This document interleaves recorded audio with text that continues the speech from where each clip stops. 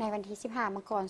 2026 ประธานองค์การตรวจสอบแห่งรัฐตอนรับเอกอัครราชทูตแห่งสาธารณรัฐสิงคโปร์ประจำสาธารณรัฐประชาธิปไตยประชาชนลาวโอกาสดังกล่าวทานเวียงทวีศรเทพจันทร์ประธานองค์การตรวจสอบแห่งรัฐได้แสดงความยินดีต้อนรับพร้อมทางสมเสยและตีราคาสูงต่อทานอองซิลเก้ที่ได้รับการแต่งตั้งให้มารับหน้าที่ใหม่เป็นเอกอัครราชทูตแห่งสาธารณรัฐสิงคโปร์ประจำสาธารณรัฐประชาธิปไตยประชาชนลาวคนใหม่เพื่อสืบต่อประกอบส่วนอันสำคัญเข้าในการเสริมขยายสายพัวพันธมิตรภาพและการร่วมมือระหว่าง2ประเทศลาวสิงคโปร์ให้ได้รับการพัฒนาและแน่นแฟ้นยิ่งขึ้น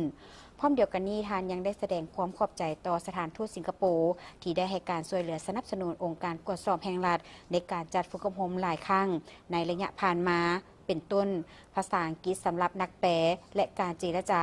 เทคนิคและเครื่องมือหับไส้เวียกงานตรวจสอบและอื่นๆพร้อมนี้ทานประธานองค์การตรวจสอบแห่งรัฐก็ได้เสนอทานทูตสืบต่อช่วยเหลือสุขยู่ให้แก่การสนับสนุนขององค์การตรวจสอบแห่งรัฐเป็นต้น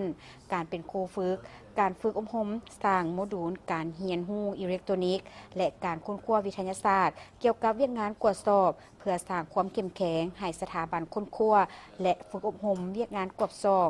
กิจกรรมการฝึกอบรมและการถ่ายทอดบทเรียนเกี่ยวกับการหันเป็นทันสมัย AI ในการตรวจสอบเอกสารรายงานการเงินบนพื้นฐานการร่วมมือกับองค์การตรวจสอบแห่งรัฐประเทศสิงคโปร์การสนับสนุนทุนการฝึกอบรมยกระดับทางด้านภาษาอังกฤษให้แก่พนักงานองค์การตรวจสอบแห่งรัฐอย่างเป็นปกติทั้งอยู่ภายในและต่างประเทศ